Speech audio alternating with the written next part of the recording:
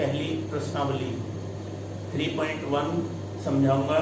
उसमें क्या है देखो, उसमें एक मैट्रिक्स ए हमको दिया हुआ है। ये इसमें ये जो होते हैं मैट्रिक्स में क्या करते हैं हम, मैट्रिक्स में हम कुछ हमारे पास एलिमेंट्स होते हैं, उनको हम रो और कॉलम्स में अरेंज कर लेते हैं, उसको मैट्रिक्स बोलते हैं।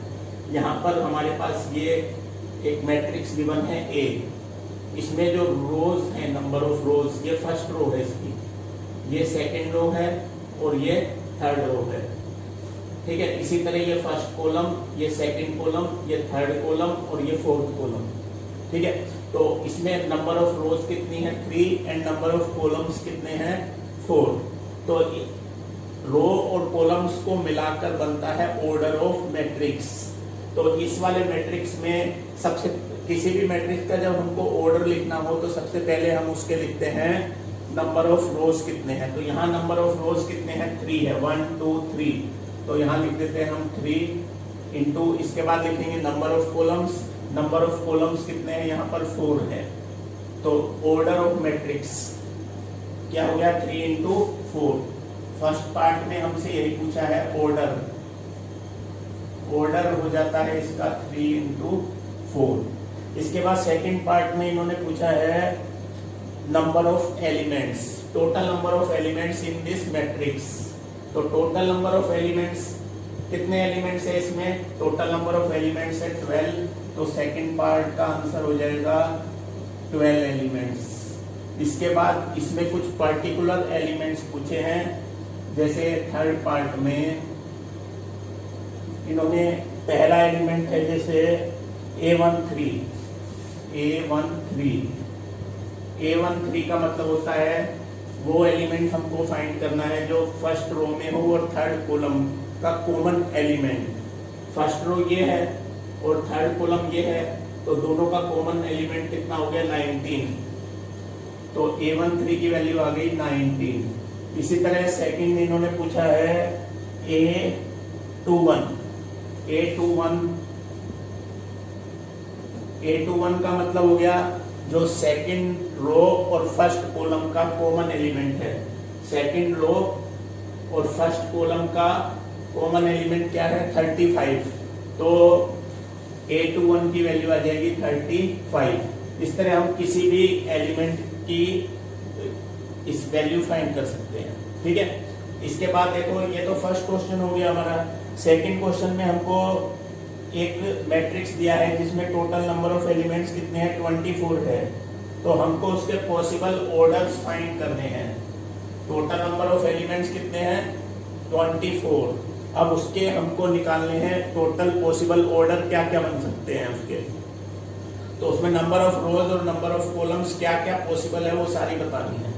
टोटल 24 एलिमेंट्स है, तो उसको हम 24 को हम क्या लिख सकते हैं, 24 को हम 24 इंटू 1 लिख सकते हैं, या फिर 1 इंटू 24 लिख सकते हैं, या फिर हम 12 इंटू 2 लिख सकते हैं, या फिर 2 इंटू 12 लिख सकते हैं। इसके बाद हम लिख सकते हैं 8 इंटू 3, या फिर 3 इंटू 8। ठीक है, इसी तरह हम लिख सकते हैं 4 इंटू 6 इंटू 4। और हम क्या लिख सकते हैं, बाकी हम लिख सकते हैं जैसे इसमें 6 इंटू 4 हो गया, 4 इंटू 6 हो गया। ये इस मैट्रिक्स में अगर टोटल 24 एलिमेंट्स है तो इसके पॉसिबल ऑर्डर्स हो जाएंगे। मतलब उसमें या तो 24 रो होगी 1 कॉलम होगा, या फिर 1 रो 24 कॉलम्स होंगे। ये 12 रो 2 कॉलम्स या 2 रो 12 कॉलम्स, ये सारे इसके पॉसिबल ऑर्डर्स बन सकते हैं। इसी तरह इन्होंने इसी में दिया है सेकंड पार्ट में कि अगर मैट्रिक्स में टोटल नंबर ऑफ एलिमेंट्स अगर 5 है तो उसके पॉसिबल ऑर्डर्स क्या होंगे।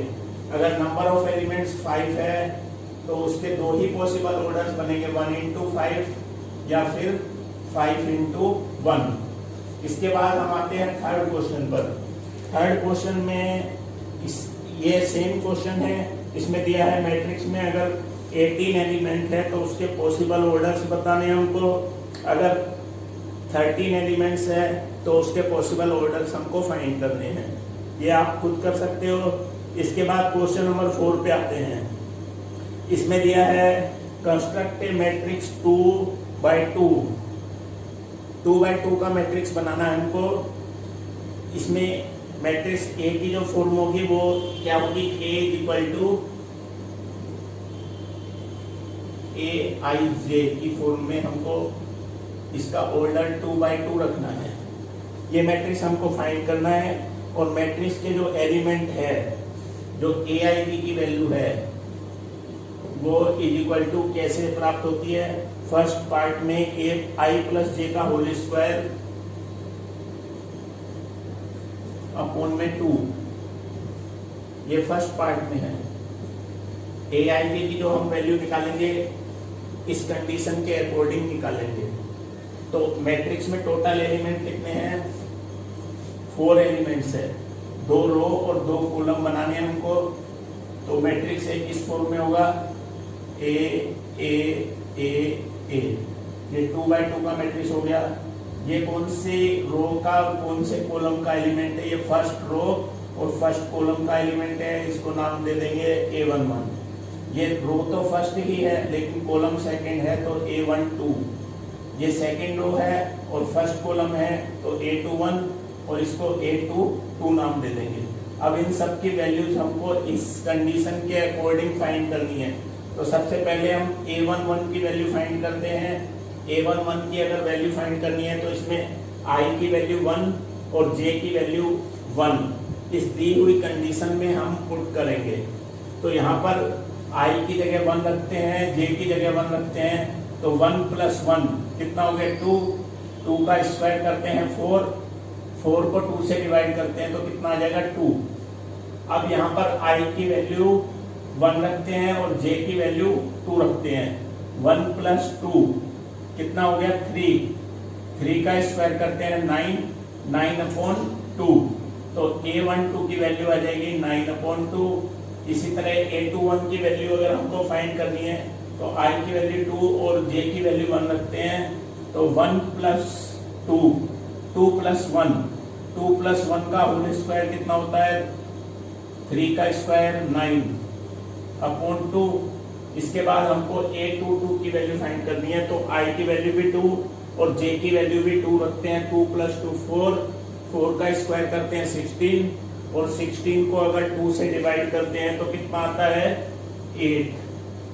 तो ये हमारा मैट्रिक्स A फाइंड कर लिया हमने दी हुई कंडीशन के अकॉर्डिंग। इसी तरह इसके जो बाकी पार्ट्स हैं उसमें भी हमको 2x2 का ही मैट्रिक्स बनाना है, जिसमें क्या करना है I और J की जो वैल्यूज है वो हमको इस कंडीशन के अकॉर्डिंग ही पुट करनी है। ठीक है, तो वो आप खुद ट्राई कर सकते हो। इसके बाद जो हमारा क्वेश्चन नंबर 5 है, ये क्वेश्चन नंबर 4 था। अब क्वेश्चन नंबर जो 5 है उसमें भी हमको मैट्रिक्स ही फाइंड करना है। उसमें मैट्रिक्स का ऑर्डर रहेगा 3/4। मैट्रिक्स का ऑर्डर क्या रहेगा 3/4 और उसमें मैट्रिक्स की जो कंडीशन है AIJ = किस तरह दी हुई है। इसमें AIJ की वैल्यू दी है 1/2 और -3i + J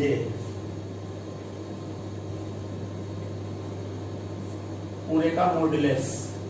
ठीक है, और इसमें मैट्रिक्स का जो ऑर्डर रहेगा मैट्रिक्स A फाइंड करना है।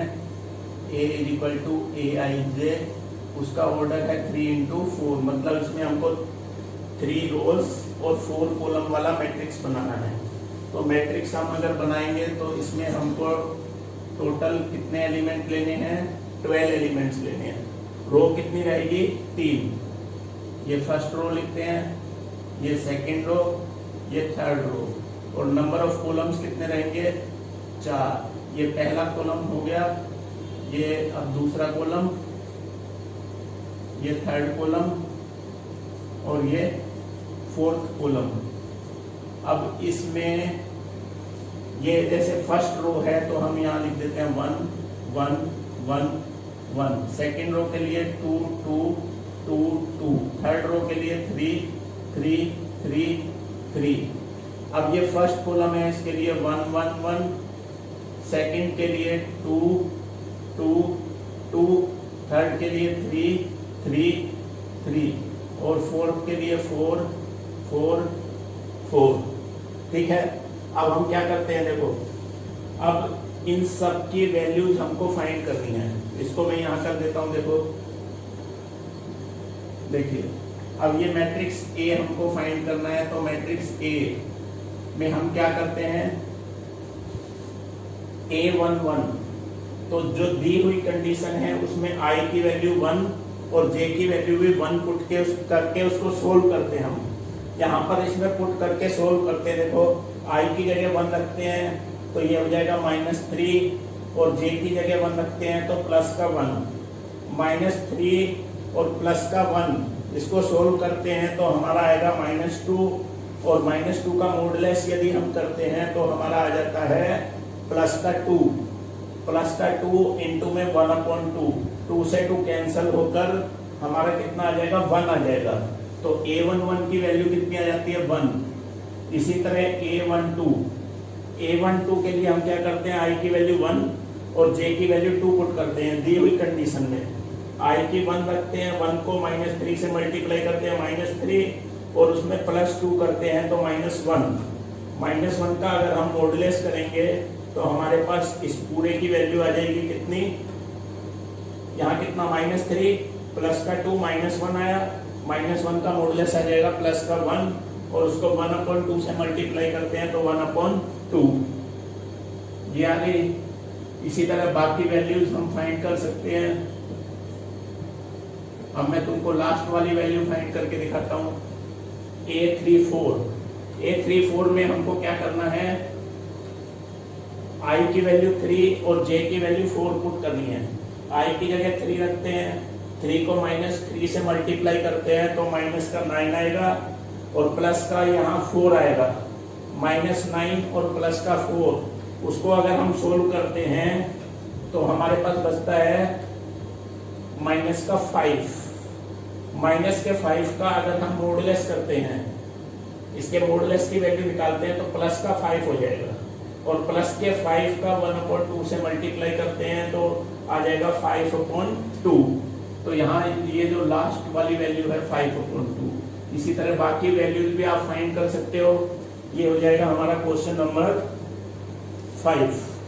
इसके बाद क्वेश्चन नंबर 6 यहाँ बता देता हूं तुमको। क्वेश्चन नंबर 6 में क्या है, देखिए क्वेश्चन नंबर 6 में दिया है find the value of x, y and z from the following equations. यहाँ मैट्रिक्स की कुछ इक्वेशंस दी हुई है। मैट्रिक्स की इक्वेशन का मतलब लेफ्ट साइड में भी एक मैट्रिक्स है और राइट साइड में भी एक मैट्रिक्स है, बीच में इज इक्वल टू का निशान है। जब दो मैट्रिक्स इक्वल हैं तो उनके नंबर ऑफ रोज और कॉलम्स तो इक्वल होंगे और उनके जो कोरस्पॉन्डिंग एलिमेंट्स है वो भी कैसे होंगे, इक्वल होंगे। उनकी कंपेयरिंग करके हम उसमें x, y या z जो अननोन वेरिएबल दिए हुए हैं उनकी वैल्यू फाइंड कर सकते हैं। जैसे एग्जांपल के लिए इसमें जो फर्स्ट क्वेश्चन दिया है, फर्स्ट पार्ट में क्या दिया है, जो पहला मैट्रिक्स दिया है उसमें दिए हैं एलिमेंट्स 4 3 x और 5। 4 3 x और 5 इज इक्वल टू किसके है, ये इक्वल टू में दिए हैं y z 1 और 5, y z 1 और 5।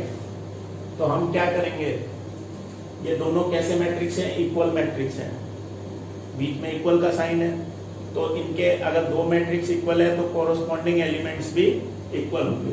तो इसमें यहाँ फर्स्ट रो फर्स्ट कॉलम का A11 वाला जो एलिमेंट दिया है 4 और इसमें दिया है y, तो y is equal to 4, y is equal to आ जाएगा 4। इसी तरह z इज इक्वल टू आ जाता है 3, x इज इक्वल टू 1। तो ये x, y और z की वैल्यू हम कंपेयरिंग करके इस तरह फाइंड कर सकते हैं। इसके अलावा जो इसका जो सेकंड पार्ट है, सेकंड पार्ट में इन्होंने डायरेक्ट वैल्यू नहीं दी, यहाँ क्या दे दिया, एक इक्वेशन बन जाएगी। इक्वेशन को सोल्व करके हम एक्स वाई और जेड की वैल्यू फाइंड कर सकते हैं। देखिए अब मैं इसका तुमको सेकंड पार्ट करके बताता हूं। सेकंड पार्ट में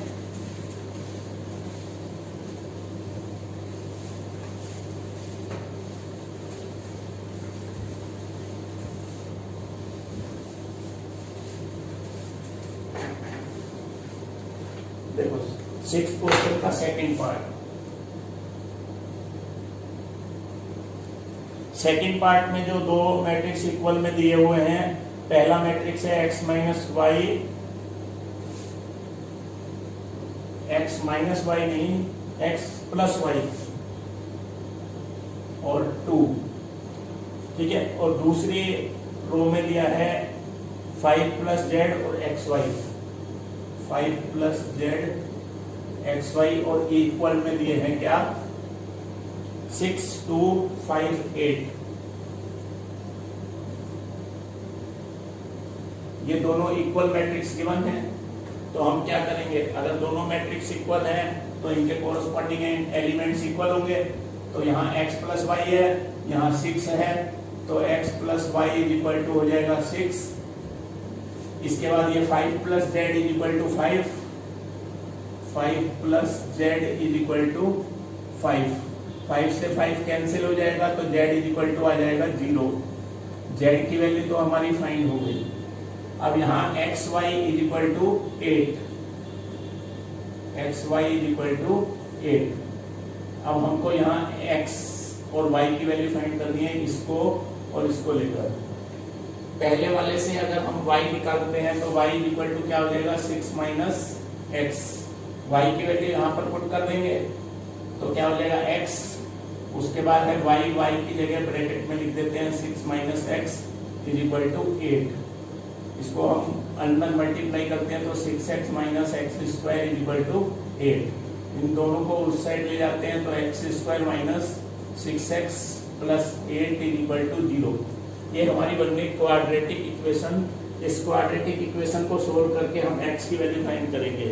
इसको सोल्व करने के लिए इसके मिडिल टर्म को स्प्लिट करके इसके फैक्टर करते हैं तो हमारे हो जाते हैं minus 4x minus 2x plus 8 is equal to 0।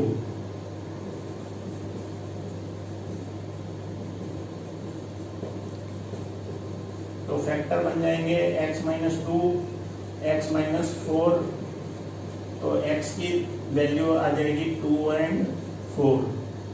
अब x की वैल्यूज को हम यहाँ पुट कर सकते हैं। अगर x इज इक्वल टू 2 यहाँ पुट करते हैं तो 6 minus 2 4, y is equal to 4 आ जाएगा।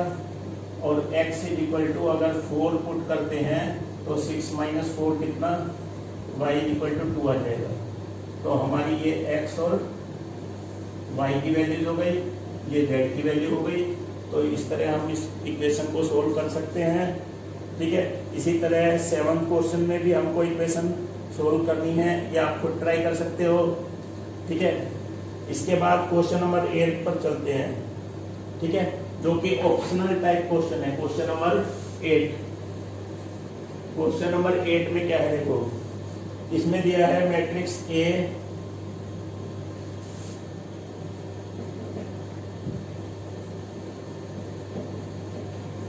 AIJ। अब is a square matrix. Square matrix का मतलब होता है जिसमें नंबर ऑफ रोज और नंबर ऑफ कॉलम्स कैसे हो, इक्वल हो, ठीक है। स्क्वायर मैट्रिक्स है। यहाँ मैट्रिक्स A का जो ऑर्डर है वो m इंटू n दिया है। अगर ऑर्डर m इंटू n है तो इसका मतलब इसमें m रो है एंड n कॉलम्स है, but it is a square matrix, therefore number of columns is equal to number of rows। number of columns है n और number of rows है m, तो क्या हो जाएगा, m is equal to n। अगर ये स्क्वायर मैट्रिक्स है तो क्या कंडीशन होगी, स्क्वायर मैट्रिक्स तभी पॉसिबल है जब नंबर ऑफ रोज और नंबर ऑफ कॉलम्स कैसे हो, इक्वल हो दोनों। तो if it is a square matrix then m is equal to n। इसका ये वाला ऑप्शन ठीक आ जाएगा। क्वेश्चन नंबर 9 देखिए। क्वेश्चन नंबर 9 में क्या है, which of the given values of x and y make the following pair of matrices equal. अब इसमें क्या दिया है, इसमें दो मैट्रिक्स इक्वल गिवन है। तो जो पहला मैट्रिक्स दिया है वो दिया है 3x + 7, फर्स्ट एलिमेंट है, सेकेंड एलिमेंट 5 है, थर्ड एलिमेंट है y + 1 और इसका जो नेक्स्ट एलिमेंट है वो है 2 - 3x = में क्या गिवन है, = में गिवन है इसमें 0 y - 2 8 एंड 4। ठीक है, इसमें भी 4 ऑप्शन गिवन है। अब हम इसको और इसको एलिमेंट को कंपेयरिंग करते हैं तो यहाँ y - 2 = 5, देन y = 7 आ जाएगा। 5 = y - 2, इससे y की वैल्यू आ जाएगी 7। ठीक है, अब अगर हम इसको लेते हैं तो 3x + 7 = 0, 3x + 7 = 0, देन x = -7/3। और अगर इसको लेते हैं, इसमें क्या है 2 - 3x = 8। यहाँ से अगर x की वैल्यू फाइंड करते हैं तो हमारी आएगी, कितनी आएगी, -2/3, x = -2/3। तो यहाँ x की दो वैल्यूज आ रही है, ये पॉसिबल नहीं है। अगर दोनों मैट्रिक्स इक्वल है तो x की वैल्यू सेम होनी चाहिए, तो ये डिफाइन नहीं है। ये जो रिलेशन है, ये जो इन्होंने दिया हुआ रिलेशन है, ये डिफाइन नहीं है, क्योंकि दोनों कंडीशंस में, इस वाली में भी और इस वाली में भी, दो जो इक्वेशन बनी है दोनों में x की वैल्यू कैसे आनी चाहिए थी, सेम, लेकिन यहाँ अलग अलग आ रही है। इसका मतलब क्या है, नॉट पॉसिबल टू फाइंड। तो इसका ऑप्शन नंबर बी ठीक हो जाएगा। ठीक है, अब एक क्वेश्चन और बचता है, इसका क्वेश्चन नंबर 10, वो और समझ लो।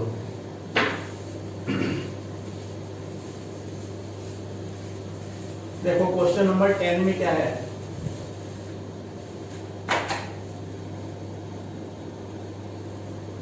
क्वेश्चन नंबर 10 में दिया है the number of all possible matrices of order 3 × 3 with each entry 0 और -1।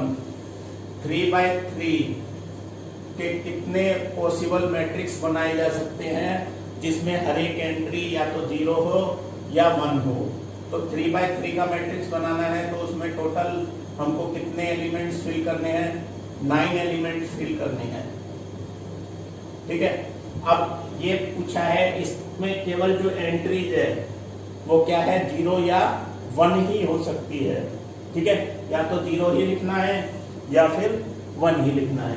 तो इसमें जो फर्स्ट प्लेस है हमारा, इसको फिल करने के कितने वेज हैं, 2 वेज। तो नंबर ऑफ मैट्रिसेस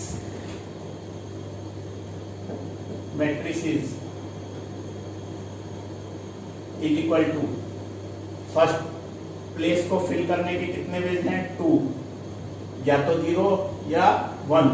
इसी तरह सेकंड प्लेस को फिल करने के भी 2 वेज हैं, थर्ड के भी 2।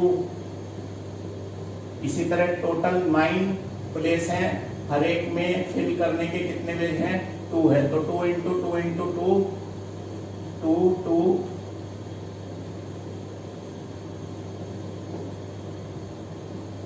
ये 9 टाइम्स क्या आ जाएगा, 2 आ जाएगा। तो = 2⁹9।